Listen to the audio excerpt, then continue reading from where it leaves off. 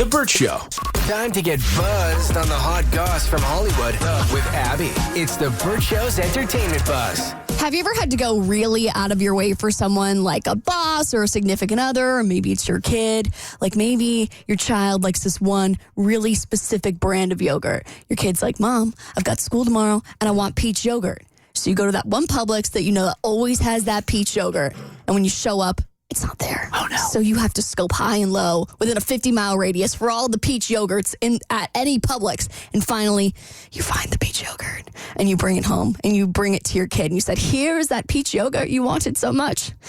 And then your kid looks at you and goes, I don't want that yogurt anymore. I don't like yogurt anymore. I don't want it. Sounds about right. I think that's like with a toddler. That's how toddlers are. That's how I think Halle Berry's probably feeling right about now. So Netflix has scrapped one of the films from Halle's multi-picture deals with Netflix. It's a science fiction drama called The Mothership. They finished filming in 2021, but they've had so many post-production delays. Netflix is like, yeah, we're kind of over this, so let's just scrap it.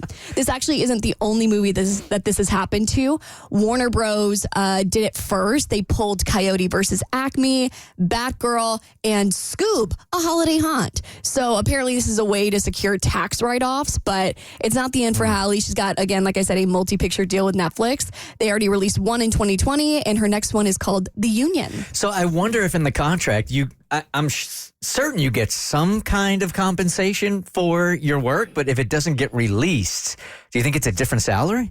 I think you probably don't. Maybe she was going to get more like once it released, like, hey, if it gets a certain milestone on Netflix, like maybe you make top 5, we'll give you a bajillion-dollar bonus. So really, I kind of feel like maybe Halle's not losing that much. But if you're excited about a project and you're putting your heart and your soul into it as an artist, to see all that hard work to just be like, For not. it would suck. No, I feel like you're paid not to release the movie. You're paid to do the movie. In a lot of cases, though, they get paid, at least on bonuses, on how many people will either watch it, stream it, or go to the theater and see it. So You're probably definitely losing out on some compensation, but I mean, I'm sure she probably did get paid handsomely, but.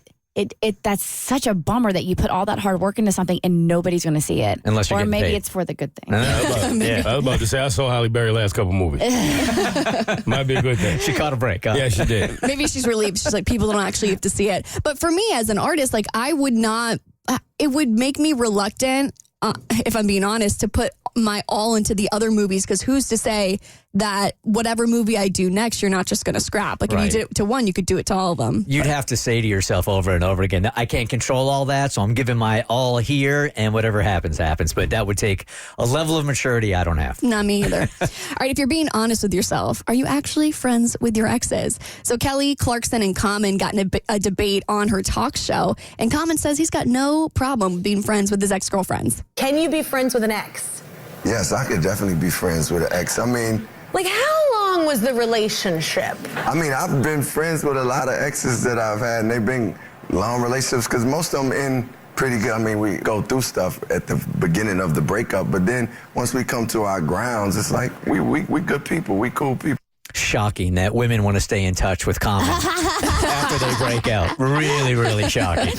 And you don't have a choice. His exes make up half of the Hollywood population.